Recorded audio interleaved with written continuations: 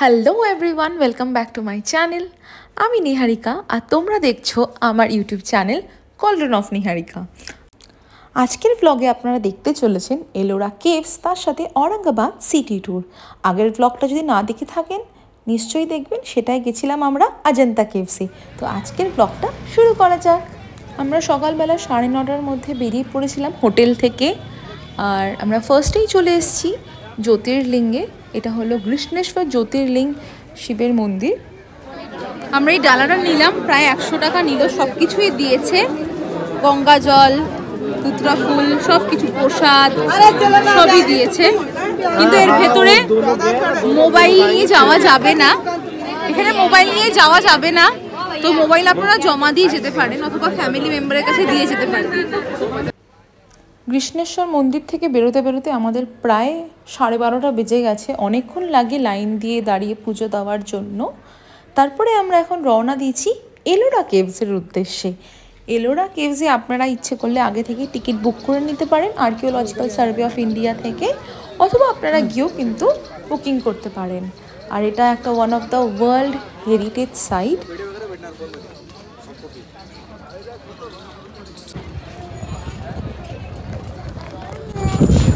আমরা এখানে একটা টোটো গাড়ির মতন করে আমরা এখন যাচ্ছি এলোরা কেভসের দিকে। তো ওই টোটোতে অনেকজন বসে আছে, বেশ ভালোই রাইডটা। আমি পেছনের দিকে বসেছি।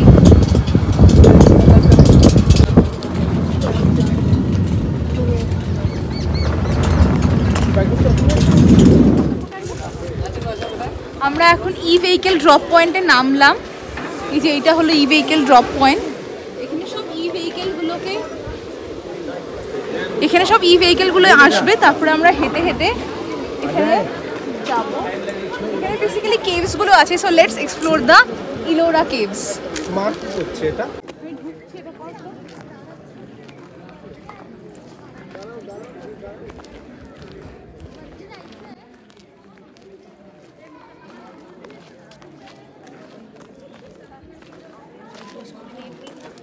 আজকে পুরো মনে হচ্ছে মে মাসের রোদ, মনেই হচ্ছে না অক্টোবর।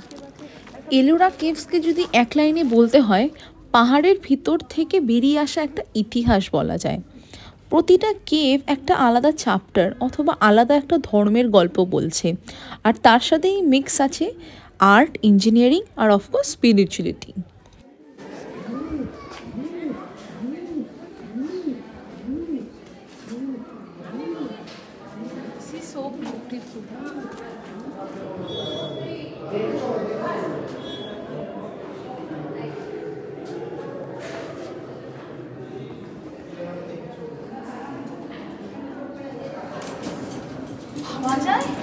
কেভেরও দোতলা আর সিঁড়িগুলো, বাপরে, এই সালোয়ার কুর্তি পরে কি অবস্থা।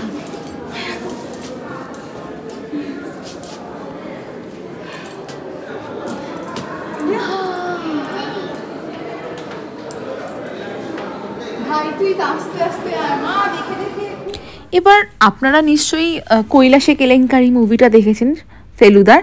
ওটা তো এখানেই শুটিং হয়েছে। তাছাড়াও এই যে এই কেভগুলো আপনারা দেখতে পাচ্ছেন, একটা কেভ কিন্তু না, এখানে প্রায় 100টারও বেশি কেভস আছে। কিন্তু তার মধ্যে মাত্র 34টা মেন কেভ কিন্তু পাবলিকের জন্য ওপেন আছে। আর হিন্দু কেভসগুলো মোস্টলি 13 থেকে 29, আর জৈন কেভসগুলো 30 থেকে 34। এই এলোরা কেভসগুলো মহারাষ্ট্রে আছে। আর এই যে কেভগুলোর মধ্যে যে পাথরগুলো, এটা বেসিক্যালি ভলক্যানিক ব্যাসাল্ট রক, যেটা রিলেটিভলি সফট, তার জন্য চিজেল মানে ওই ছেনি হাতুড়ি দিয়ে কিন্তু ইজিলি কাট করা গেছে।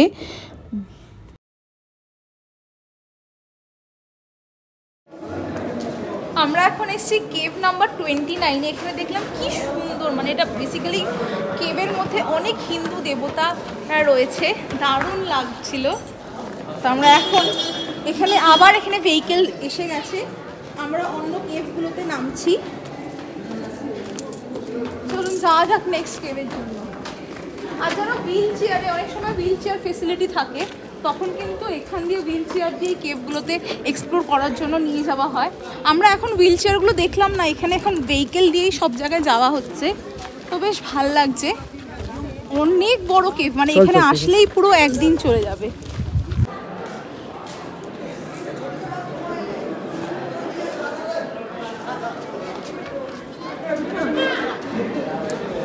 আপনারা নিশ্চয়ই দেখেছেন 20 টাকার মধ্যে এই এলোরা কেভস এর লেখা আছে, আর এই পিকচারটা সেম এখানেও রয়েছে, কারণ এই 20 টাকার নোটটা কিন্তু এই জায়গাটারই পুরো পিকচার। সুন্দর, মানে ভাবা যায় পুরো একটা মাউন্টেন কে নাকি কেটে পুরোটা করা হয়েছে, মানে ছিনি হাতুড়ি দিয়ে। মানে দিস ইজ বিয়ন্ড, মানে মার্বেল ইঞ্জিনিয়ারিং, অসাধারণ।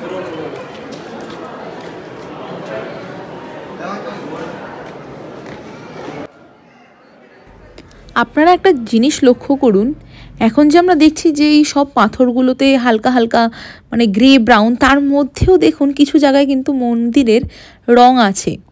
দেখে মনে হচ্ছিল যে এই জায়গাটা পুরোটাই একদম কালো পাথরের কেভ আর সব কিছু করা, কিন্তু না, এখানে ছোট ছোট জায়গায় যে লাল হলুদ নীল রং দেখছেন, এই পুরো মন্দিরটাই কিন্তু এই ন্যাচারাল কালার ইউজ করে কিন্তু পুরোটাই কালারফুল ছিল। হ্যাঁ, উইথ টাইম এগুলো এখন আর মানে রঙগুলো নেই, কিন্তু ভাবুন তখনকার দিনে মানে শিল্পীরা কতটা মানে ট্যালেন্টেড ছিল, এই পুরো মন্দিরটা এত সুন্দর ব্রাইট আর কালারফুল করে তুলেছে। আমরা এসেছিলাম কেভ 16-এ, এখানে আমরা এখন যাচ্ছি কৈলাস মন্দিরে। তো এখানে সিঁড়িটা বেশ খাড়া আছে, তার মধ্যে দিয়ে যাচ্ছি।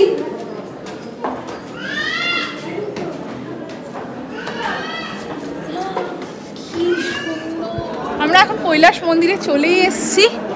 এই জায়গাটা দেখুন, টেবিল টপটা যে করেছে কি সুন্দর লাগছে।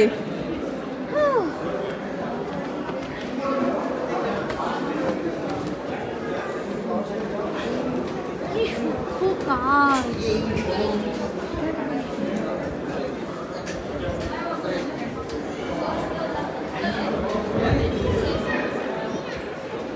আমরা কিন্তু এখন ফার্স্ট ফ্লোরে আছি বলতে গেলে, তাই না? এবার কৈলাস টেম্পল নামটা কোথা থেকে আসলো?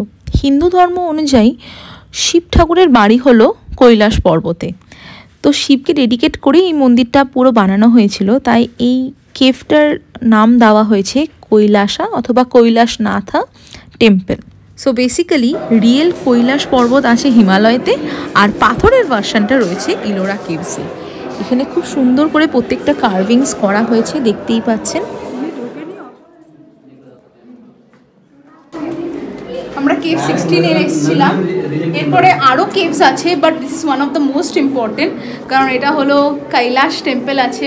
আপনারা নিশ্চয়ই শুনেছেন সত্যজিৎ রায়ের কৈলাসে কেলেঙ্কারি, সেটা কিন্তু এখানেই শুটিং হয়েছিল, আর গল্পটা কিন্তু এর ওপরে। দারুণ লাগছে এই জায়গাটা। ওই যে আমরা ওখান দিয়ে ঢুকেছিলাম, এন্ট্রান্স ছিল, ওই জায়গাটা যদি জুম করা যায়, ওখান দিয়ে এন্ট্রি হয়েছিল। তারপরে আমরা গেছিলাম কেভ 29, 30, সব কেভে 39 কেভে। এখানে টোটাল 106 কেভস আছে আমি শুনলাম, তো অতগুলো তো দেখা সম্ভব না। আপনারা এখানে দেখতেই পাচ্ছেন, এখানে প্রত্যেকটা দেয়ালে কিন্তু একটা গল্প রয়েছে, রামায়ণ মহাভারতের, প্রচুর দেবদেবীর, মানে প্রতিটা ওয়াল এক একটা স্টোরি বুক বলা যায় এখানে। তো আপনারা যদি এখানে আসেন, আপনাদের কিন্তু মানে অ্যাটলিস্ট 2 থেকে 2.5 ঘন্টা টাইম নিয়ে আসতে হবে। আপনারা যদি ফটোগ্রাফি ভিডিওগ্রাফি করতে ভালোবাসেন, মানে এখানে দারুণ লাগবে, লাইট আর শ্যাডোর আপনারা দারুণ খেলা পাবেন। এবার এখানে আপনারা কখন আসতে পারেন, স্পেশালি সকালবেলা বা বিকেলবেলার দিকে আসলে আপনারা মানে লাইটটা ভালো পাবেন আর গরমটা কম লাগবে। আমরা এসেছিলাম দুপুরবেলা, বেশ গরম ছিল, আর হ্যাঁ অনেকটা হাঁটতে হবে, তাই জন্য কমফোর্টেবল শ্যুজ মাস্ট। আর হ্যাঁ, আপনারা ইচ্ছে করলে গাইড নিতেই পারেন, আমরা নেইনি। কিন্তু মানে ওভারঅল এই যে এই জায়গাটা এতটা মানে সুন্দর, মানে কি বলবো, স্টোরিটা আছে, মানে আপনারা আস্তে আস্তে বুঝতেই পারবেন। অনেক জায়গায় কিন্তু গভর্নমেন্ট স্ক্যানার রেখেছে, আপনারা যদি স্টোরিটা জানতে চান সেটা কিন্তু স্ক্যানার থেকে আপনারা জানতে পারবেন। এখানে পুরো একদম কেভের একটা ম্যাপ রয়েছে, যেখানে আপনারা দেখতেই পাচ্ছেন কতগুলো কেভস কী করে যাবেন। আর বলতে গেলে প্রায় প্রত্যেকটা কেভেই কিন্তু আমাদের ভেহিকেল নিয়ে যাওয়া হচ্ছিল, তো সেটা খুব সুবিধা হয়েছে ভেহিকেল পয়েন্টগুলো। আমাদের কেভ দেখে বেরোতে বেরোতে প্রায় 3:30 বাজে। তখন খুব খিদে পেয়েছিল। পাশেই ছিল একটা খুব ভালো ননভেজ রেস্টুরেন্ট, হোটেল কৈলাস। আপনারা ইচ্ছে করলে এখানে খেতে পারেন। আশেপাশে মোস্টলি ভেজ রেস্টুরেন্ট, তাই জন্য এটাই আমরা প্রেফার করেছিলাম। কৈলাস রেস্টুরেন্টে পেট পুজো করার পরে আমরা এখন চলে এসেছি এখানে সিল্ক বাজার, মানে এরকম কিছু ট্রেডিশনাল মহারাষ্ট্রিয়ান সিল্ক শাড়ির দোকান আছে। Paithani is one of them, আরেকটা আছে হলো মশরু। তো এই দুটো শাড়ি এখানে খুব মানে ফেমাস। তো আমরা সেগুলো একটু দেখছিলাম। কিছু কিছু গিফট নিতে পারেন অথবা নিজের জন্যও নিতে পারেন। এই কালারটা তো আমার দারুণ লাগছিল। ये क्या डिजाइन है? ये पैठणी साड़ी में नीचे रखा हुआ है। तो बता ना। আপনারা কিন্তু ইচ্ছে করলেই বাড়ির জন্য গিফট নিয়ে যেতে পারেন। আর একটা ছোট্ট টিপ আমরা জানতে পারলাম যে যখনই অরিজিনাল পাইঠানি নেবেন, কাইন্ডলি পেছনে কিন্তু থ্রেডের ফিনিশিংটা দেখে নেবেন। কারণ আপনারা দেখতে পাচ্ছেন যেখানকার কারিগররা মানে প্রত্যেকটা সুতো কত সুন্দর করে হ্যান্ডওয়ার্ক করে করছে। এই শাড়িগুলো বানাতে কিন্তু প্রায় 20 থেকে 25 দিন লেগে যায়।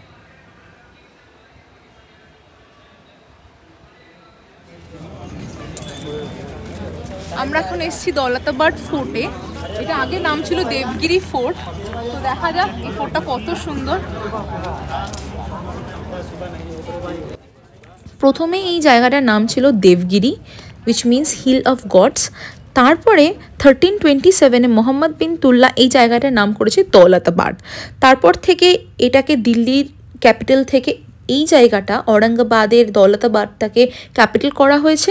তারপরে এই ফোর্টটা অনেক ডাইনেস্টির কাছে গেছে, নিজামদের কাছে গেছে, মুঘলদের কাছে, পেশওয়া, মারাঠান। তো এরমভাবে পরপর কিন্তু এই ফোর্টটা ডিফারেন্ট ওয়েজে রিকনস্ট্রাক্টেড হয়েছে, ডেভেলপড হয়েছে। এই ফোর্টটা বেশ কনফিউজিং, কারণ এই ফোর্টটা বানানো হয়েছিল এনিমেদেরকে কনফিউজ করার জন্য। মানে একটা মেন এন্ট্রান্স আছে আর এক্সিট আছে, তাছাড়া কিন্তু আর কোনো ইজি এক্সিট নেই। প্লাস যে গেটগুলো আছে সেগুলো কিন্তু লাইনে না, সবই কিন্তু দেখুন ঘোরানো ঘোরানো। আর ভিতরে কিছু কার্ভড ওয়ালস আর ফলস ডোরও আছে, যেটা বেসিক্যালি অনেকটা ভুল ভুলাইয়ার মতন আপনাকে করবে। মানে কিছু পোর্শন যেটা আছে একদম ডার্ক টানেলের মতন। আর এটা দেখতে পাচ্ছেন, এটা হলো 4 মিনার। মানে এটা প্রায় 1400 সালে, মানে যখন বাহামানিরা রুল করছিল, তখন এই ভিক্টোরিয়াস মনুমেন্টটা করা হয়েছিল। এটা প্রায় 30 মিটার উঁচু। আমরা এখন এসেছিল বিবিকা মকবারা। আপনারা দেখে ভাবতে পারেন এটা হলো তাজমহল, বাট হ্যাঁ কাইন্ড অফ তাজমহলের মতনই দেখতে। চলুন যাওয়া যাক। আমরা অলরেডি টিকিট কেটে ফেলেছি ওয়েবসাইট দিয়ে। আপনাদের ওয়েবসাইটটা আমি ডেসক্রিপশন বক্সে দিয়ে দেবো, ওখান থেকে আপনারা ইজিলি অনলাইনে টিকিট বুক করতে পারেন। তো চলুন যাওয়া যাক। বিবিকা মকবারা হলো মুঘলের সময় একটা মকবারা, যেটা তৈরি হয়েছিল ঔরঙ্গজেবের ছেলে প্রিন্স আজম শাহ তার মায়ের জন্য। তার মায়ের নাম হলো দিলরাজ বানু বেগম। সো কনস্ট্রাকশনটা রাফলি 3.5 বছর আগে। তো এটাকে বলা যেতে পারে তাজ অফ ডেকান, কারণ এটা অনেকটা কিন্তু তাজমহলের মতনই দেখতে।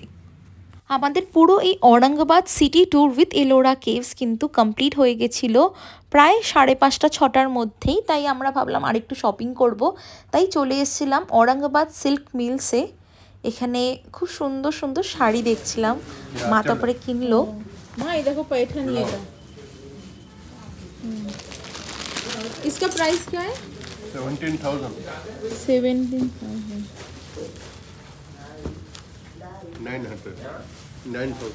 9,000 पल्लू ब्लाउज